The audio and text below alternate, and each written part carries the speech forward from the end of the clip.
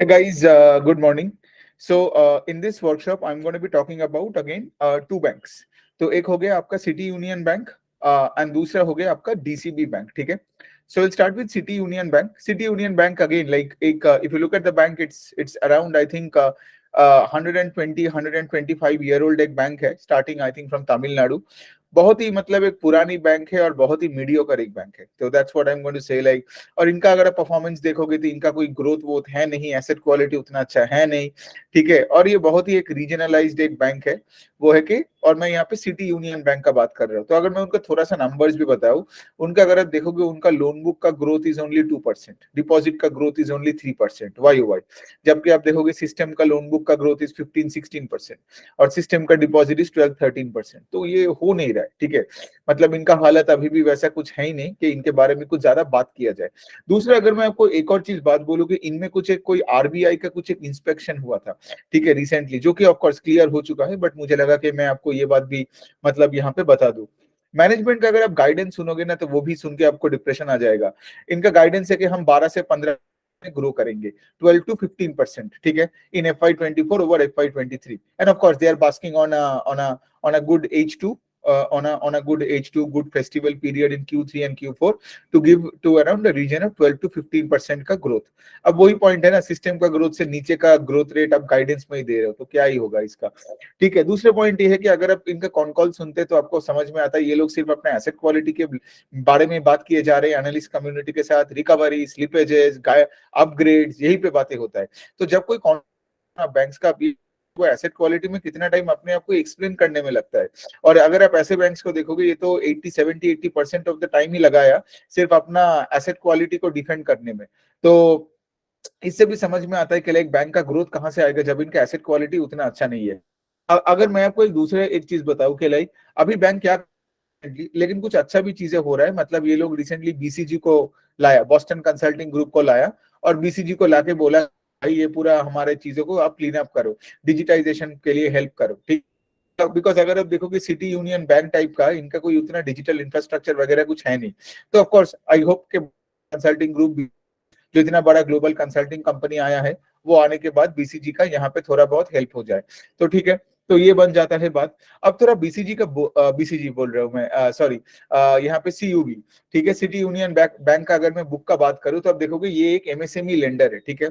और ये secured MSME lender है. इनका कुछ मतलब अगर आप देखोगे इनका 99% of the loan book is secured. ठीक है. अब यहाँ पे एक बात आता है. ठीक है, कि अगर ये जो बड़े बड़े एक्सपर्ट्स लोग ट्विटर में बोलते रहते हैं अनसिक्योर्ड में प्रॉब्लम, पर्सनल लोन में प्रॉब्लम एंड ऑल दैट, तो ये सीयूबी में कैसे प्रॉब्लम आ गया जब इनका सिक्योर्ड बुक ही है ना.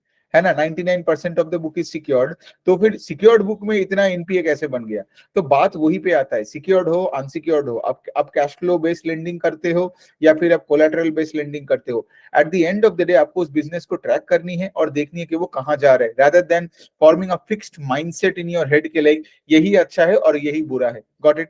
तो अगर आप देखोगे इनका जैसे मैंने बताया 99% of the book is fixed, sorry 99% of the book is collateralised, right. मतलब इन पे सारे के कोलैटरल है. लेकिन फिर भी अगर मैं उनका बताऊं, उनका जो जीएनपीए नंबर है वो कुछ 4.5-5% के आसपास है.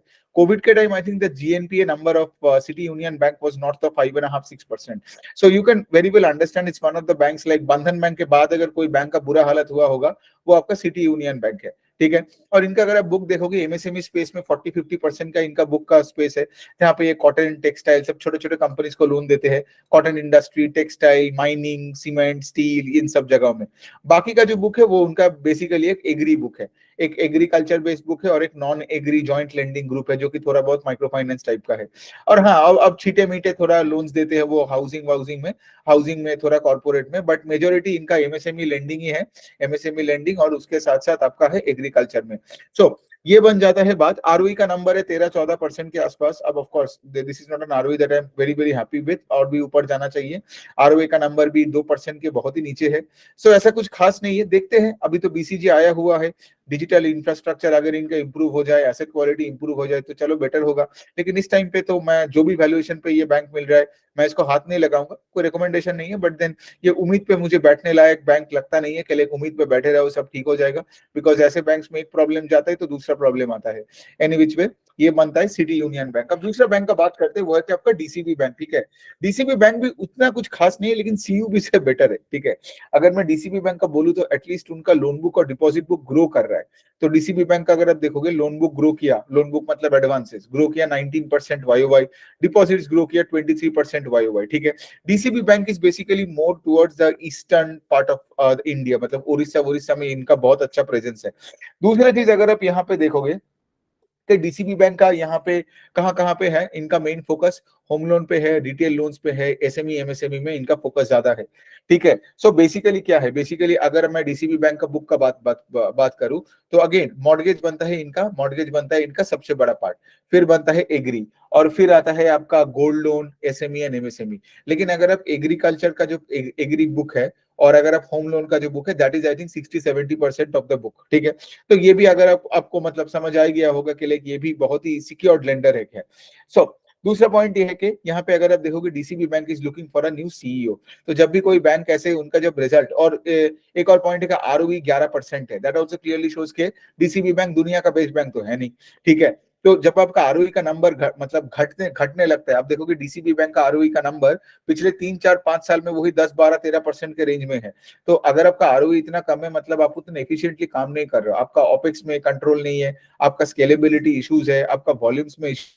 सो बेसिकली ऐसे बैंक्स में आप देखोगे ऐसे बैंक्स का प्राइस टू बुक भी कम होते हैं, राइट, क्योंकि इनका आरओई भी इतना कम होते हैं।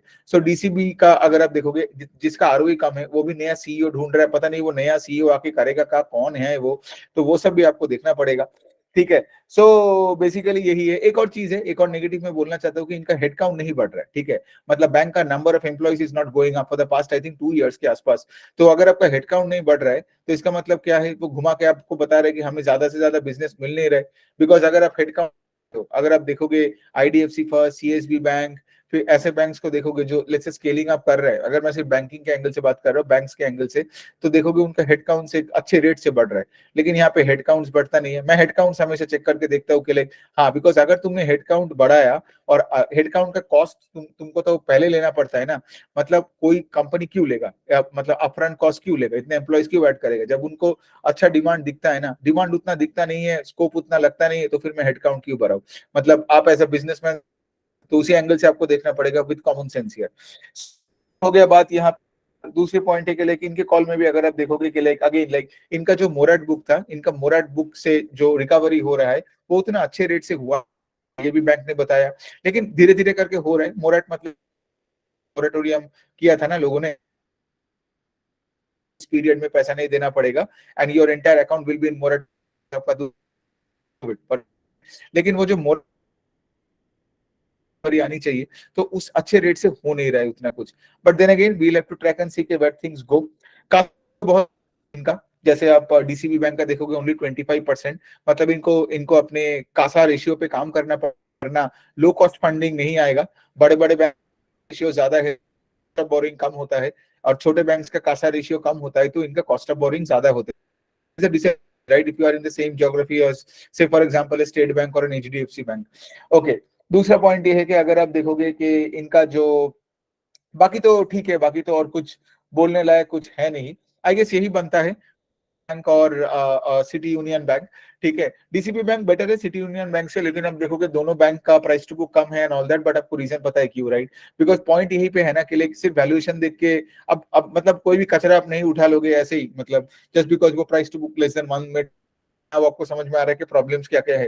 तो कोई भी स्टॉक अगर price to book less than है या प्राइस टू इक्विटी बहुत कम दिखता है ना, तो पहले जाके उनसे पूछो कि कंपनी में हो क्या रहा है, right, rather than just buying the stock, because अब देख रहे हो कि ऊपर से नीचे आ रहा है और अब टॉप को देख के लग रहा है कि एक दिन वो टॉप वापस जाएगा। ऐसे जनरली होता नहीं है, आपको बिजनेस को ट्रैक करना पड़ता है। सो ऑन दैट नोट कोई क्वेश्चन हो तो मुझे आप कमेंट सेक्शन में लिखना। Thank you.